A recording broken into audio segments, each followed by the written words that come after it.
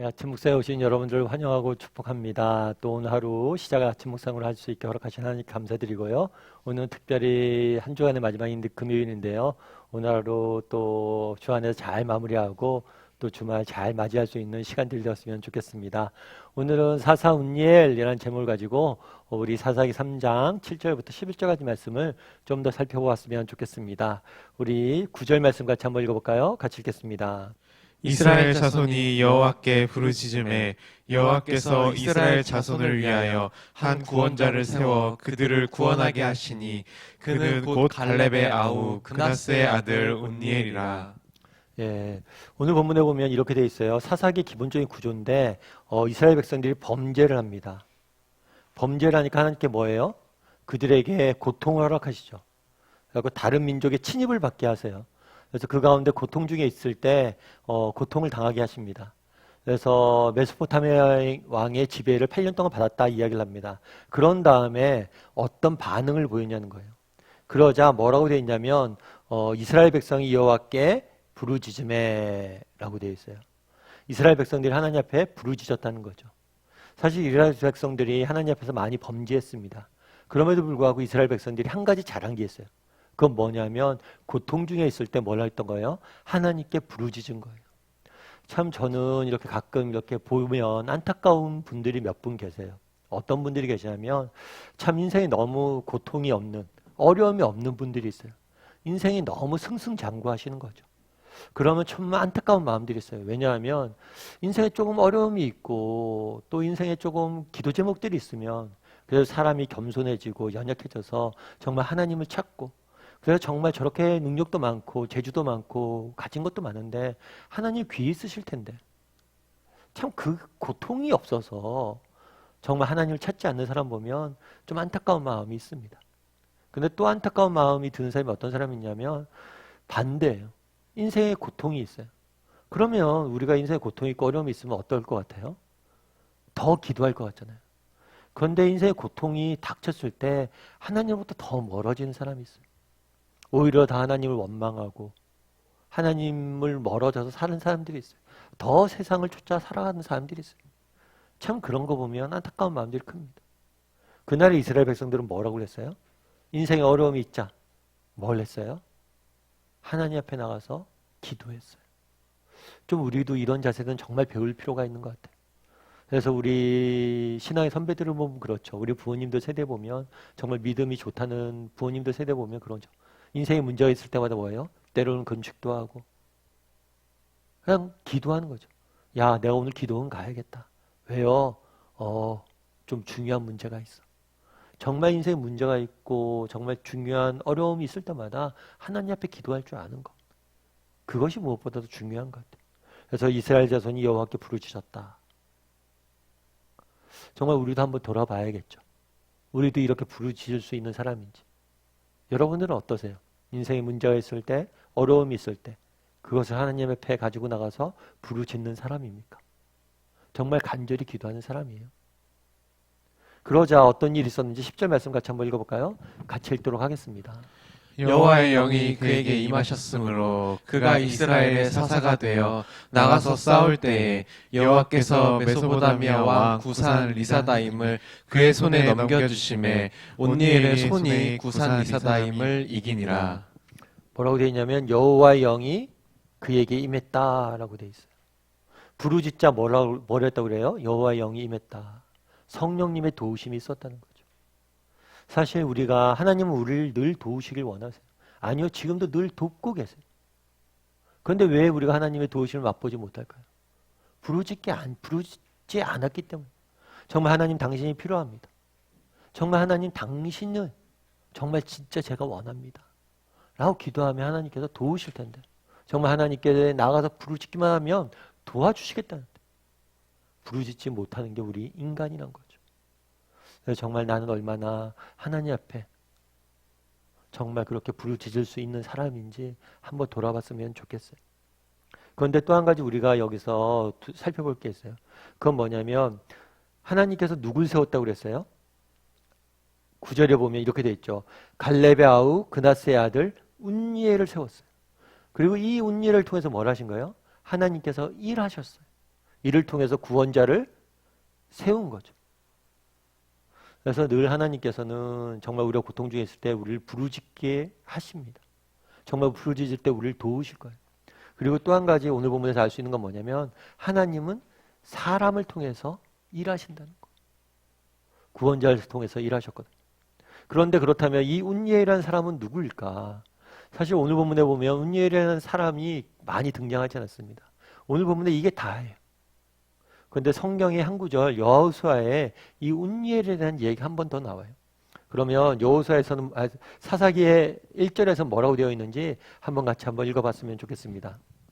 갈렙이 말하기를 기럇세벨을 쳐서 그것을 점령하는 자에게는 내 딸 악사를 아내로 주리라 하였더니 갈렙의 아우 그나스의 아들인 운니엘이 그것을 점령하였으므로 갈렙이 그의 딸 악사를 그에게 아내로 주었더라.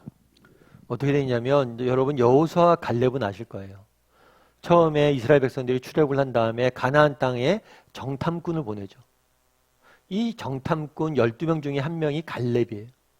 그런데 나머지 10명은 그 땅은 정말 크고 거인들이 사는 곳이라서 우리는 메뚜기같이 작아서 결코 그 땅을 정복할 수 없다고 이야기하죠. 그런데 여호수아 갈렙 2명만은 뭐라고 그래요? 아니다. 저들은 우리의 밥이다. 하나님께서 우리와 함께 하신다면, 하나님이 우리를 도우신다면 우리는 그 땅을 정복할 수 있다라고 이야기하죠. 그래서 하나님께서 그 믿음대로 될 것이다 해서 정말 여호수아 갈렙처럼 믿음의 고백을 했던 사람들은 가나안 땅에 들어가게 하세요. 그런데 그렇게 고백하지 못했던 사람들은 뭐예요? 다 광야에서 죽게 하시죠. 믿음대로 되게 하세요. 그런데 여호수아 갈렙이 가나안 땅에 들어갔을 때가 언제냐면 80이 넘었을 때. 그러니까 사실은 80세가 되면 더 이상 어떤 큰 전쟁을 할 수 있는 힘이 없는 나이겠죠. 그러자 갈렙이 들어가서 약속의 땅에 갈렙이 들어가서 각 지역마다 자기가 정복해야 될 땅이 있거든요. 근데 그 땅을 스스로의 힘으로 이길 수 없었나 봐요. 그래서 뭐냐면 나 대신 누가 싸울 거냐 라고 했을 때 누가 싸웠어요? 운니엘이 나가서 싸웠습니다. 운니엘이 나가서 그것을 이겼어요. 그 얘기 한 다음에 운니엘에 대해서는 다 이야기에 감추고 있습니다. 그러다가 처음에 메소포타미아의 왕의 지배를 받았을 때 운니엘 하나님께서 보내셨다라고 되어 있어요. 그래서 운니엘은 그냥 갑자기 나타난 사람이 아니에요. 그러면 우리가 운니엘을 사용하시는 모습 속에서 무엇을 배울 수 있어요? 정말 하나님께서 원하시는 사람, 하나님께서 원하시고 사용하길 원하는 사람은 어떤 사람이에요? 정말 내게 맡겨진 작은 일 하나에 충성할 수 있는 사람이에요. 여호수아와 갈렙도 마찬가지예요. 여호수아는 모세의 군대 장관 시종이라고 알려져 있어요. 젊은 날 모세를 쫓아다니면서 모세 밑에서 자기에게 맡겨진 일을 성실히 하니까 그를 뭘 한 거예요? 이스라엘 백성의 지도자로 만드신 거예요. 어쩌면 운니엘에 입장에서 그럴 수 있겠죠. 아유, 이런 사소한 일들, 그리고 내게 맡겨진 하나님께서 내 인생을 통해서 뭐 대단한 일을 하실까? 그런 의문이 들었을 수도 있어요. 왜냐하면 그 역사 속에서 그는 주목받지 않았으니까. 아무도 그를 주목하고 있지 않았으니까. 그럼에도 불구하고 묵묵히 정말 자신의 길들을 때가 되면 일하던 사람, 그런 사람 하나님께서 쓰셔서 쓰시는 모습들을 우리는 보게 되는 거죠. 제가 옛날에 그런 기사를 하나 본 적 있어요. 마셜 골드 스미스라는 분이 계세요. 저는 잘 모르는데 제가 이 사람의 기사를 주의 깊게 본 거 뭐냐면 이 사람이 강의를 하는데 강사료가 얼마냐면 한 번 강의하는데 강의료가 얼마냐면 2억 5천만 원이에요. 어마어마하죠. 한 번 강의하는데 이 정도 강사료를 준다면 엄청난 강의겠죠. 그래서 주로 누가 듣냐면 큰 기업의 CEO들이 와서 듣는데. 근데 재밌는 거는 그럼 이 사람이 무슨 강의를 하길래 이렇게 많이 듣나 하고 봤어요. 그랬더니 이 사람이 무슨 기업이 나갈 방향, 세상이 어떻게 변화될지 이런 것에 대해서 강의하지 않아요. 이 사람의 강의의 주제는 뭐냐면 변화예요, 변화. 변화인데 어떤 변화냐면 일상의 변화예요, 일상. 그래서 삶 가운데 어떻게 하면 내가 조깅을 계속할 수 있을까? 어떻게 하면 담배 끊을 수 있을까? 이런 걸 가르쳐 준다는 거예요. 그러면서 이런 걸 가르쳐 주면서 이 사람이 늘 내리는 삶의 변화를 이끌어내는 기준이 있어요. 그건 뭐냐면 최선을 다했느냐예요. 늘 최선을 다하는 삶.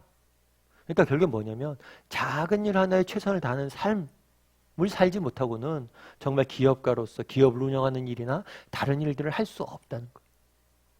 어쩌면 굉장히 단순한 이야기죠. 그런데도 많이 이렇게 인기를 끈다고 그러더라고요. 아, 그렇구나라는 생각이 들었어요.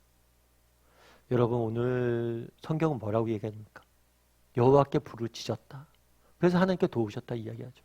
그래서 운니엘이라는 사람을 세웠다는 거예요. 그럼 이 운니엘이라는 사람은 어떤 사람이냐는 거예요. 정말 자신이 주어진 일들, 하나님께 맡겨진 일들에 의해서 최선을 다했던 한 사람. 정말 역사 속에서 그가 주목받지 않았을지 모르고 정말 그의 이야기에 대해서 성경에 자세히 다루고 있지 않았지만 한 가지를 이야기하잖아요. 그는 자신이 맡겨진 일에 그 상황 속에 최선을 다했던 사람. 지금도 그런 사람들 쓴다는 거예요. 그래서 제가 자주 드리는 말씀처럼 정말 우리가 밭에 감추인 보화가 되면 되잖아요. 여러분 성경에 비유를 들잖아요. 밭에 감추인 보화를 그냥 두는 사람이 어딨냐고. 반드시 그것을 캐낼 거라고. 세상이 지금 당장 나를 주목하고 알아주고 이런 거 중요한 게 아니에요. 하나님 앞에서 내가 어떤 사람으로 어떤 마음으로 충성되이 살아가만 한다면 그 하나님이 맡기신 작은 일 하나를 충성한다면 하나님께서 우리를 반드시 쓰실 거예요. 그래서 그런 사람이 되었으면 좋겠어요. 이렇게 아침 묵상하는 것, 세상에 알아주지 않아도 하나님 앞에 정말 정직히 시간을 드리고 이제 주일이 다가오잖아요. 정말 경건한 마음을 하나님 앞에 정말 진실을 되게 다윗처럼 예배할 수 있는 사람이 되는 것. 그러다 보면 하나님께서 반드시 우리를 쓰실 겁니다. 그래서 오늘은 정말 내가 고통 중에 부르짖을 줄 아는 사람인지 돌아봤으면 좋겠고요. 또 내가 작은 일에 충성할 줄 아는 사람인지 한번 돌아봤으면 좋겠습니다.